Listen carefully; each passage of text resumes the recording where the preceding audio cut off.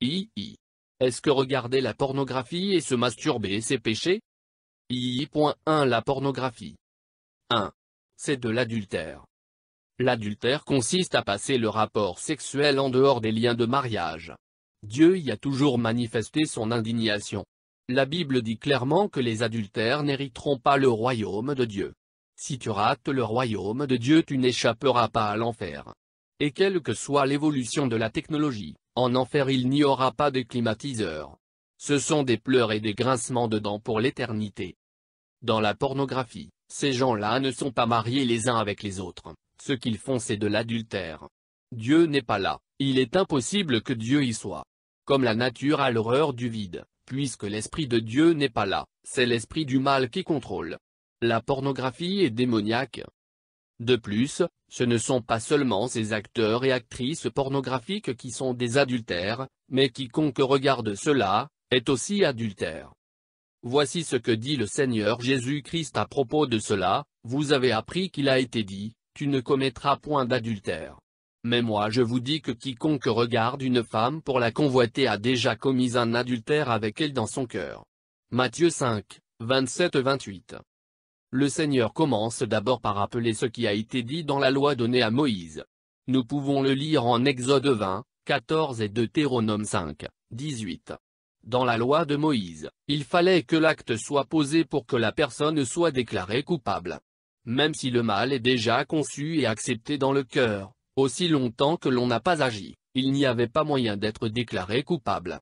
Mais le Seigneur Jésus-Christ qui est venu, non pas pour abolir la loi donnée à Moïse mais l'accomplir, dit que dès l'instant où le désir de péché est consommé et accepté dans le cœur, nous avons péché. Ce qui se passe avec un individu qui regarde la pornographie, c'est qu'il entre implicitement en relation sexuelle avec ses acteurs et actrices pornographiques, en pensée. Comment? Cela, à cause du fantasme sexuel que l'individu se représente. Par exemple, un monsieur qui regarde la pornographie aura, inévitablement, des désirs sexuels tournés vers cette actrice pornographique qu'il est en train de voir en scène. Ainsi pour jouir du sexe, le monsieur-là, l'actrice pornographique, représentera dans ses pensées et se verra en train de passer l'acte sexuel avec elle en pensée. C'est en faisant cela que le Seigneur dit que l'homme qui regarde la pornographie a déjà commis l'adultère avec cette prostituée virtuelle dans son cœur, parce qu'au plus profond de lui, il désire sexuellement une femme qui n'est pas sienne, en plus c'est une prostituée.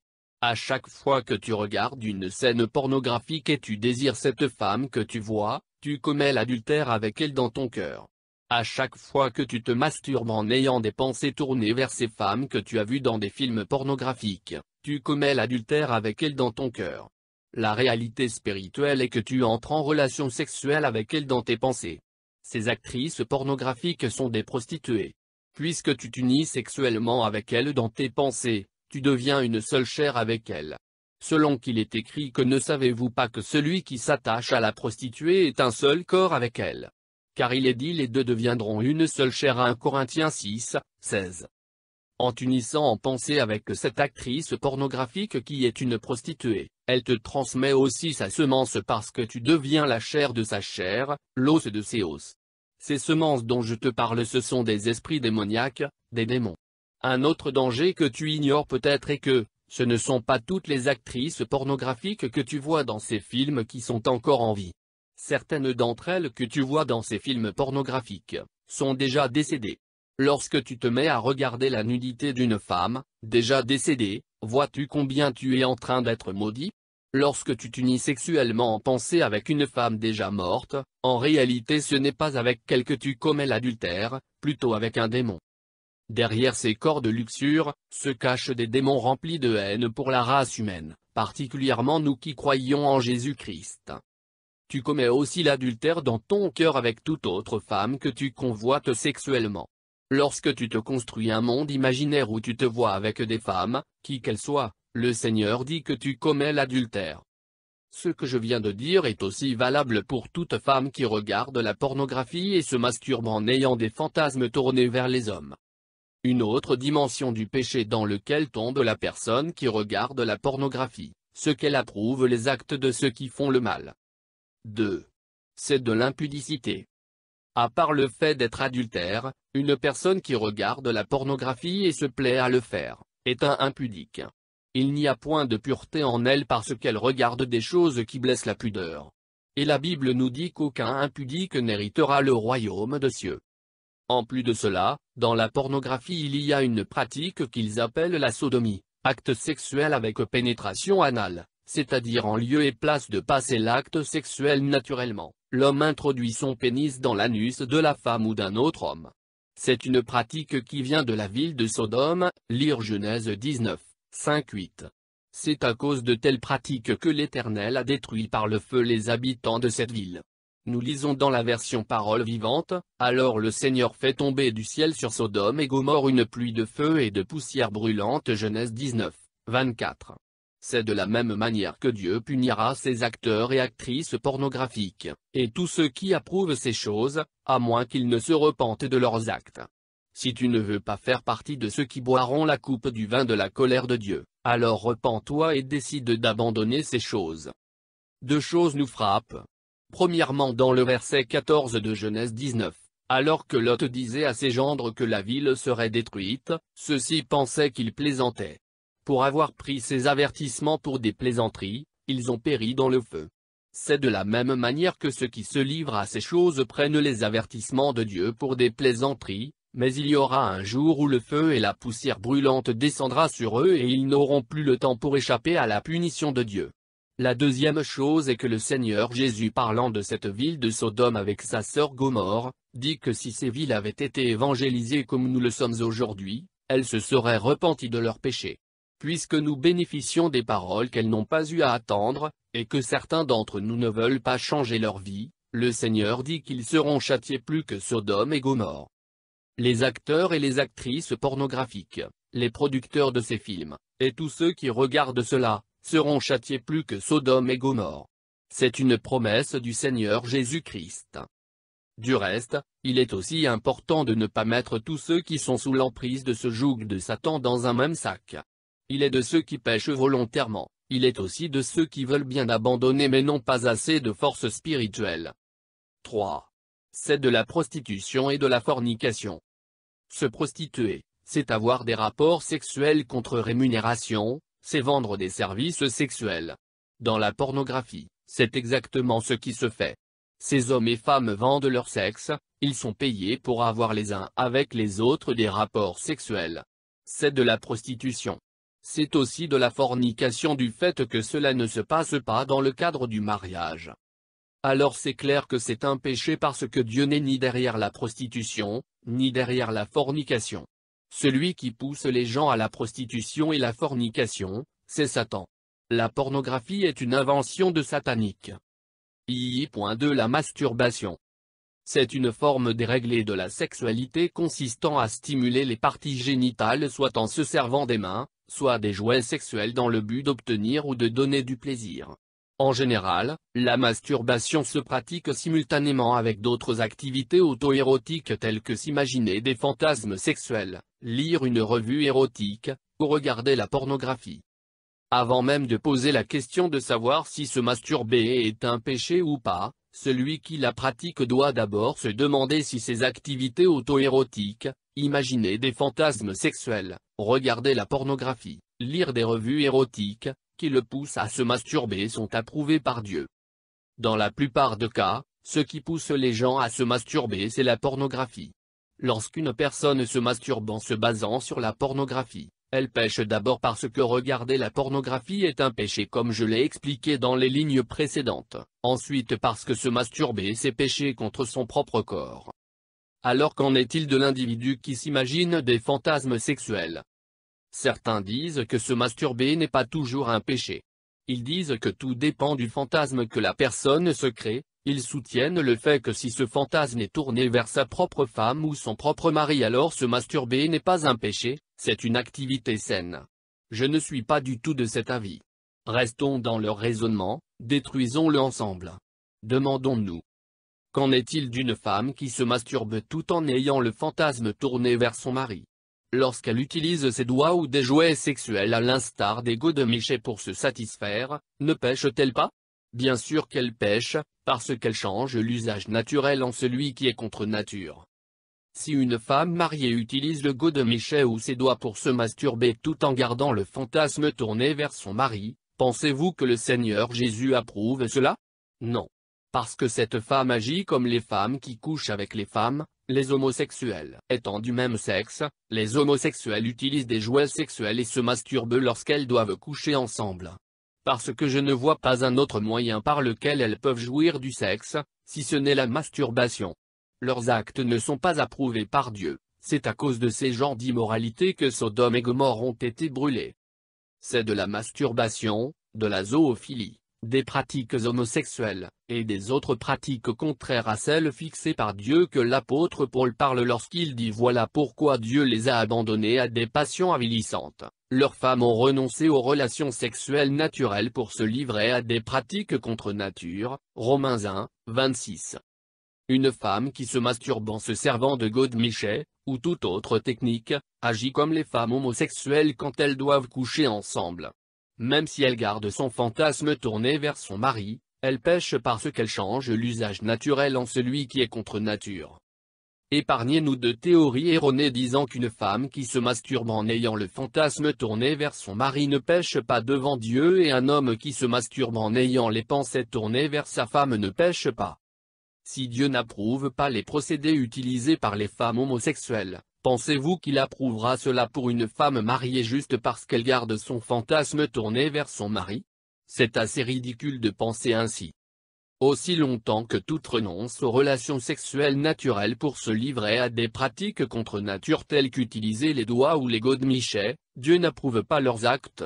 La masturbation est une pratique contre nature. En effet, Dieu a fixé un seul et unique moyen pour l'homme et la femme de jouir de la sexualité dans le mariage. C'est le rapport sexuel naturel entre hommes et femmes mariés. Toute autre forme utilisée pour jouir du sexe qui est contraire à celle fixée par Dieu, est un usage contre nature que Dieu n'approuve pas. Cela fait partie des formes déréglées de la sexualité, donc un péché. En plus de cela, garder le fantasme tourné vers une seule personne pendant qu'on se masturbe n'est pas toujours évident, d'autant plus qu'en une seconde un nombre incalculable d'images peuvent circuler dans notre cerveau. Que dire d'un homme qui se masturbait en ayant le fantasme tourné vers sa femme et tout d'un coup ses pensées se tournent vers une autre femme et après reviennent encore vers sa femme? Voyez-vous le travail qu'aura cet homme à garder uniquement ses pensées fixées vers sa femme? Surtout que les pensées ne nous obéissent pas toujours. Alors dans ce cas, l'homme se repentira juste de la partie où ses pensées se sont tournées vers une autre femme? C'est quand même ridicule de penser ainsi. En lieu et place de vouloir justifier nos péchés, demandons plutôt la force auprès du Seigneur Jésus pour ne pas tomber. Par ailleurs, le sperme d'un homme a une destination bien précise.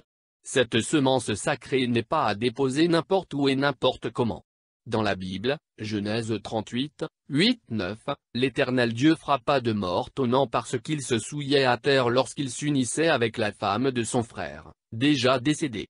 En cette époque en Israël, c'était le lévirat qui s'appliquait. Lorsqu'un homme mourait, c'est son frère qui devait prendre sa femme. Les enfants que le frère du défunt aura avec la femme de celui-ci, ne seront pas considérés comme la postérité du frère du défunt mais du défunt. Alors dans ce récit il est question d'un homme appelé Onan qui jetait son sperme à terre pour ne pas donner de postérité à son frère et parce qu'il savait que ses enfants ne seraient pas considérés comme siens, lire l'histoire en Genèse 38, 1-9, et à cause de cela Dieu le frappa de mort.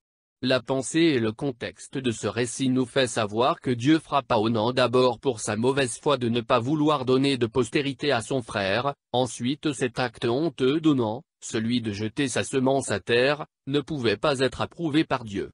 C'est pourquoi Dieu le fit mourir.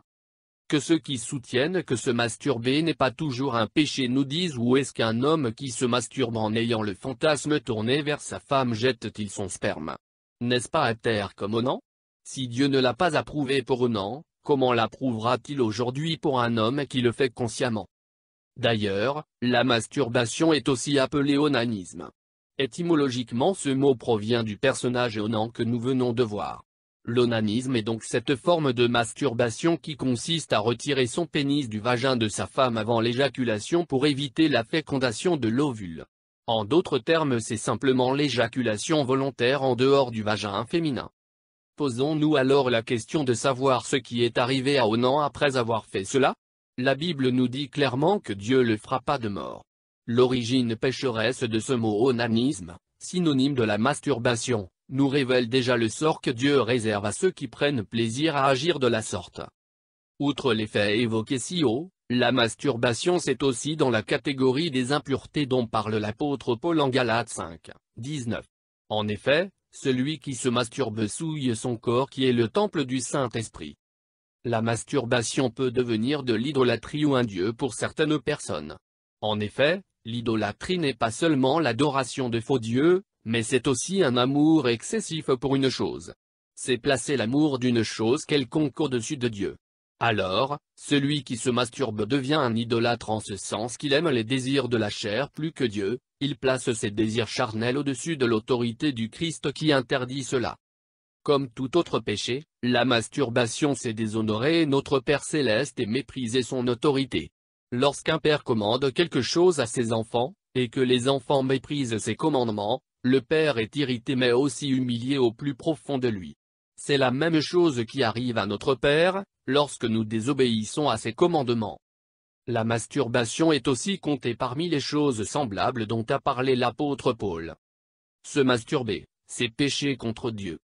Mais dans toutes ces choses, il n'y a aucune raison condamner qui que ce soit, surtout que le Seigneur lui-même nous regarde tous avec compassion et non avec colère, étant toujours prêt à nous dire moi non plus je ne te condamne pas, va mais ne pêche plus. Yves. Alors que faire? Avant de dire quoi que ce soit sur la manière de vaincre la pornographie et la masturbation, j'aimerais d'abord vous parler de tout mon cœur. À vous mes sœurs qui avez été abusées sexuellement. Sachez que le Seigneur vous aime toujours. Ce que vous avez vécu n'est pas facile, je ne saurais même pas comprendre combien est profonde votre douleur. Si je puis vous dire quelque chose c'est ne vous laissez pas vaincre par le mal, mais surmontez le mal par le bien. Romains 12, 21. Le diable a voulu détruire votre vie au moyen de ces gens qui vous ont blessé émotionnellement, parce qu'il sait que vous êtes dangereuse pour son royaume. Si vous ne l'étiez pas, il ne s'intéresserait même pas à vous retenir captive de quoi que ce soit. Outre cela, je sais que parler de ce qui vous est arrivé à une personne n'est pas toujours facile, pourtant cela s'avère être le point de départ pour ce long voyage pour vaincre la pornographie et la masturbation. Une fois que vous en parlez, vous vous sentirez déchargé du poids qui pesait sur vous. Sans ce poids sur les épaules, vous pourrez maintenant faire ce voyage pour vaincre la pornographie et la masturbation. Ce serait un marathon, alors le mieux à faire serait de se débarrasser déjà de tout ce qui pèse sur nous. Je connais aussi une qui a été abusée verbalement, moralement et même sexuellement, pire encore par son propre père. Mais puisqu'elle a choisi de se débarrasser de ce fardeau et le confier à Jésus, aujourd'hui elle est l'une des plus grandes prédicatrices et enseignantes de la parole de Dieu, elle s'appelle Joyce Meyer. Son histoire n'a peut-être pas été moins tragique que la vôtre. Mais grâce à Jésus-Christ, elle est ce qu'elle est aujourd'hui. Le même Jésus qui a agi avec elle, et le même qui agira dans vos vies. À tous ceux qui ont été rejetés. J'aimerais vous dire que Jésus est la personne des personnes qui n'ont personne. Cherchez-le de tout votre cœur et il guérira vos cœurs blessés, il remplira vos cœurs de son amour. Même quand tout le monde vous rejettera à cause de ce que vous êtes, Christ ne vous rejettera jamais car son désir est de vous voir être sauvé grâce à son sang versé à la croix. Jésus vous aime et il a un plan pour vos vies. Le Père de qui est sorti le Fils déclare, « Je connais les projets que j'ai formés sur vous, projets de paix et non de malheur, afin de vous donner un avenir et de l'espérance. » Jérémie 29, 11. J'aimerais vous dire que dans le package de ces projets de bonheur que Dieu a formés pour chacun d'entre nous, il n'y a pas la pornographie et la masturbation. Alors prendre la décision de se réfugier à la masturbation pour combler le vide créé par les hommes dans votre cœur, ressemble à ce qu'a fait cet homme. Un jour l'on demanda à un monsieur Badou, « Pourquoi prends-tu de la bière jusqu'à t'enivrer ?» Il répondit, « Si je bois de la sorte, c'est pour oublier ma femme parce qu'elle me cause trop de soucis, je prends de l'alcool pour l'oublier. » Alors le soir il rentra chez lui tout en étant ivre. Sous l'effet de l'alcool, il voyait sa femme double. Pour le cas de monsieur Badou, le problème était sa femme. Mais il n'a pas pris la bonne décision, c'est ce qui fait qu'au lieu de résoudre le problème, il en avait créé un autre sans le savoir. En lieu et place d'oublier cette femme qui lui causait des soucis, il la voyait maintenant double. Tout ceci à cause d'un mauvais choix. C'est exactement ce que fait une personne qui se livre à la masturbation et la pornographie à cause de ce que les autres l'ont fait subir. Au lieu de résoudre le problème du rejet, la personne vient encore créer un problème d'addiction à la pornographie. Aujourd'hui, chers frères et sœurs, choisissez de donner ces cœurs, tels qu'elles sont, à Jésus-Christ. Lui seul prendra soin de vous. À mes frères et sœurs qui ont été exposés à cela et ou influencés par l'entourage. Rien n'est encore perdu. Jésus-Christ vous aime. Il ne vous condamne pas, il compatit plutôt. Alors avançons pour vaincre cela. À toutes les personnes encore captives de ces pratiques. Jésus vous aime et vous avez du prix à ses yeux. Vous savez mes amis, un billet de $100 américains peut être froissé, mais cela ne lui fera pas pour autant perdre sa valeur. Elle restera toujours un billet de $100 américains. De la même manière, cette situation vous a peut-être froissé, mais cela ne vous a pas fait perdre votre valeur devant Dieu. Il dit que vous avez du prix à ses yeux, et il vous aime. Ésaïe 43, 4. À tous les chrétiens sans frontières. Bien-aimés, si nous sommes appelés chrétiens, c'est parce que l'on suppose que nous nous efforçons, chaque jour, de vivre comme le Seigneur Jésus, notre modèle, a vécu pendant sa vie ici sur terre. La chrétienté ne fait en aucun cas référence à un chef religieux qui a laissé des principes religieux à ses adeptes, qu'ils doivent à tout prix respecter. La vie en Christ fait référence à un roi qui est venu payer le prix pour racheter son peuple et lui rappeler le mode de vie du royaume. En vivant dans la sanctification et loin du péché, Jésus ne respectait pas un quelconque principe religieux, mais il vivait ainsi parce que c'est sa nature, c'est comme ça sa façon naturelle de vivre. C'est dans cette dimension que le Seigneur nous appelle, c'est-à-dire une dimension où nous vivons naturellement comme des enfants de Dieu et mettons très loin de nous toutes sortes d'hypocrisie, sinon nous ne serons que de malheureux religieux. Si nous devons vivre comme Jésus, c'est parce que c'est le mode de vie que nous aurons dans son royaume. Le Christ a pris soin de nous rappeler que nous n'étions pas du monde, même si présentement nous y sommes. Puisque nous ne sommes pas du monde, alors nous devons vivre selon la culture de d'où l'on vient. Si nous nous conformons au siècle présent, alors nous serons rejetés et nous aurons le même sort que le monde qui a rejeté le Christ. La putréfaction de ce monde a besoin du sel. Si nous perdons notre goût, qui nous le rendra? C'est nous qui sommes censés donner du goût au monde et l'éclairer par notre lumière. Alors si nous vivons comme ceux qui ne connaissent pas notre Seigneur, nous rendrons compte non seulement de nos vies mais aussi de la vie de ceux-là pour qui notre manière de vivre a servi d'obstacle pour le salut en Jésus-Christ. Entre le monde et nous, il y a une frontière à ne pas franchir sécurisée par le Saint-Esprit. Si en faisant certaines choses, tu n'es plus interpellé par le Saint-Esprit, alors c'est déjà un grand danger parce que tu es livré à toi-même. Vivre sans le Saint-Esprit, c'est être comme un mort spirituel vivant physiquement et qui n'attend que sa mort physique pour aller en enfer. Très chers enfants de Dieu, reconsidérons nos voies envers le Seigneur et éclairons le monde. Après avoir réussi son coup de vous introduire dans la pornographie et la masturbation, l'ennemi apportera maintenant des stratégies pour vous maintenir dans ces pratiques pour qu'il atteigne ses objectifs. V. Stratégie de l'ennemi. En théorie générale de management, l'on a appris qu'une entreprise met en place des stratégies après qu'elle ait élaboré un plan pour ses activités. Les stratégies lui permettront d'atteindre ses objectifs d'une part et d'être meilleur que la concurrence d'autre part. Par analogie, je dirais que spirituellement il y a comme une concurrence entre la lumière et les ténèbres. Chacune de ces parties a un plan déjà élaboré. Le plan de la lumière a pour objectif de ramener les enfants perdus auprès de leur Père afin qu'ils vivent à ses côtés dans la félicité éternelle. Les ténèbres ont un plan tout à fait contraire à celui de la lumière, leur plan a pour objectif la perdition éternelle des hommes créés à l'image de Dieu. Pour atteindre leurs objectifs, chacune des parties a mis en place des stratégies. La lumière a la vérité, la justice, le zèle pour l'évangile de paix, la foi, le salut, la parole de Dieu, et la prière, alors que les ténèbres se servent de plusieurs choses pour voler le temps aux enfants de Dieu d'une part, et d'autre part ils jouent sur l'ignorance des hommes. Voler le temps. La parole de Dieu déclare que celui qui s'unit au Christ devient un même esprit avec lui. Lorsque vous devenez un même esprit avec le Christ, vous aurez la force pour abandonner le mal que vous ne voulez pas faire mais que vous êtes en train de faire, et vous attacher au bien que vous voulez faire mais que vous ne faites pas. Les seuls et uniques moyens qui nous unissent au Christ sont l'écoute de sa parole et la prière.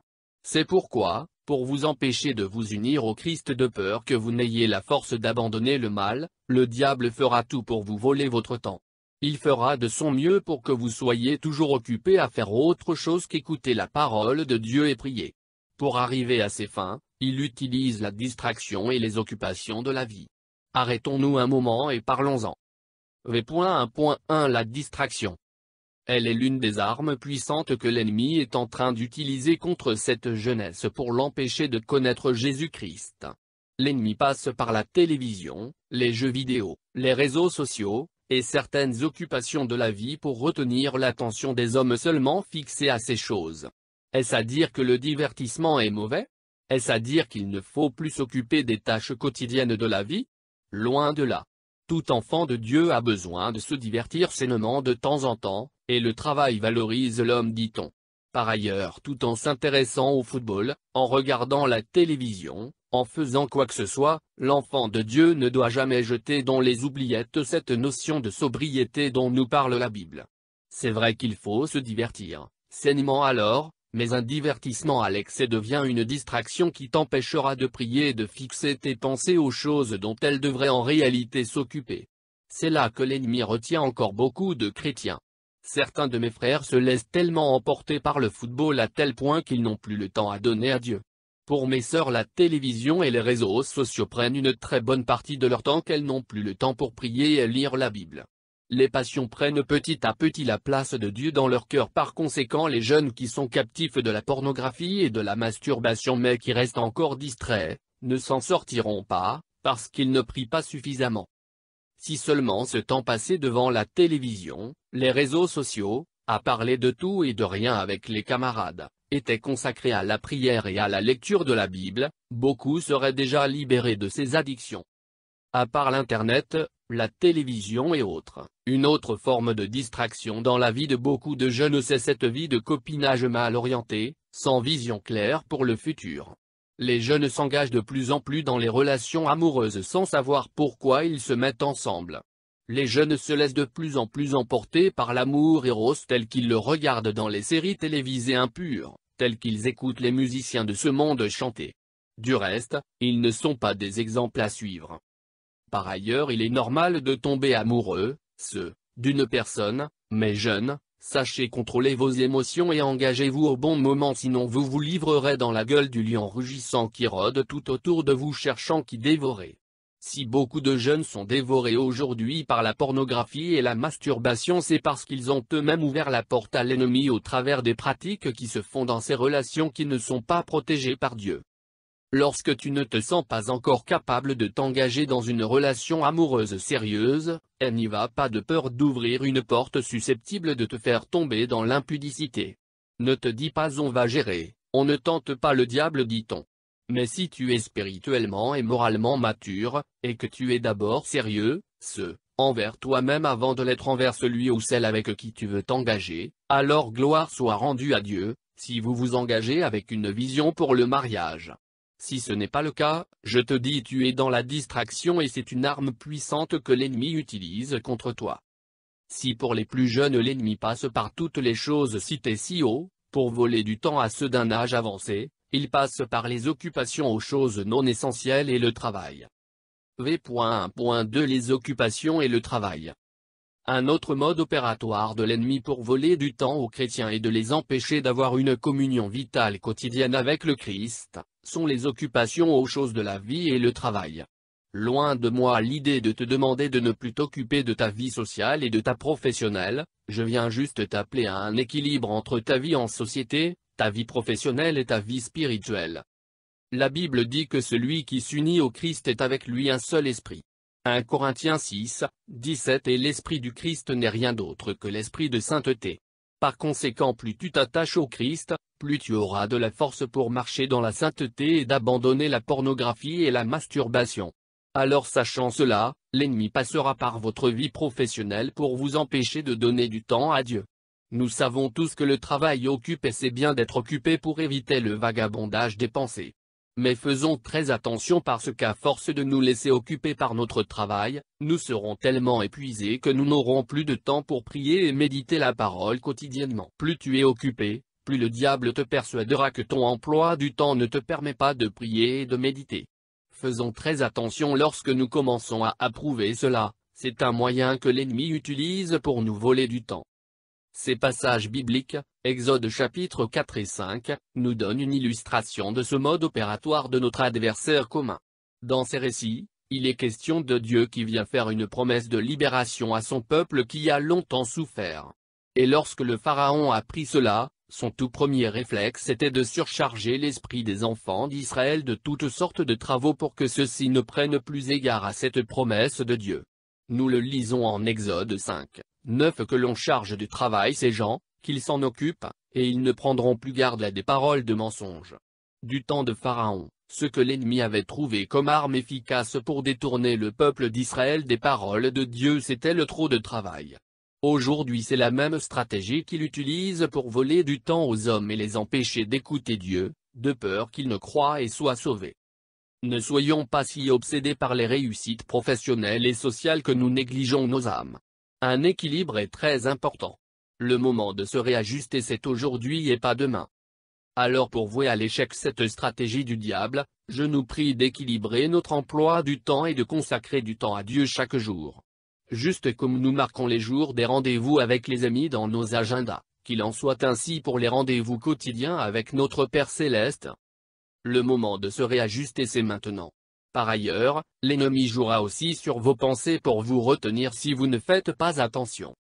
V.2 Les pensées. À côté du temps que l'ennemi nous vole par la distraction et les occupations de la vie, il y a encore cette stratégie qui consiste à focaliser nos pensées sur le problème en lieu et place de les focaliser sur celui qui apporte la solution. Dans ce combat, l'ennemi fera en sorte que vous regardiez la grandeur du problème pour vous empêcher de fixer vos regards sur la grandeur du Seigneur Jésus-Christ.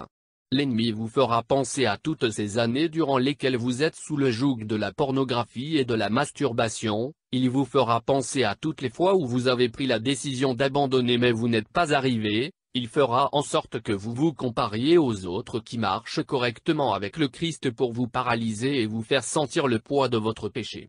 Et dès lors que vous choisissez de croire Satan lorsqu'il vous fait penser à toutes ces choses, vous ne verrez que la grandeur de votre problème. Pour vouer à l'échec cette stratégie de Satan, mettez d'abord dans votre tête qu'il est menteur, c'est-à-dire tout ce qu'il dit sur vous c'est du mensonge, il ne dit jamais la vérité. Sa façon normale de parler, c'est de dire des mensonges. Ensuite, ne laissez plus vos pensées être fixées sur ce problème d'addiction, ignorez-le, faites comme si cela n'avait jamais existé dans vos vies. Ne donnez plus trop d'importance au diable en pensant tout le temps à ce problème. En lieu et place de penser à tout moment à ce problème, pensez maintenant à tout moment à celui qui doit apporter la solution au problème, il s'appelle Jésus. Ne menez plus un combat direct contre la pornographie et la masturbation. Le combat à mener est contre vous-même. Combattez-vous, vous-même pour mettre de côté tout ce qui vous éloigne du Seigneur, et combattez-vous, vous-même pour que la prière devienne votre ami de chaque jour.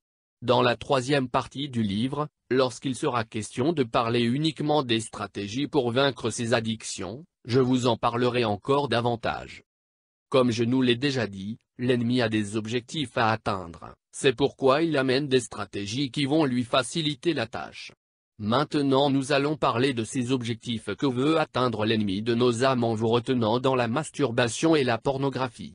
Rendez-vous à la description de la vidéo pour télécharger gratuitement le livre associé à cette vidéo.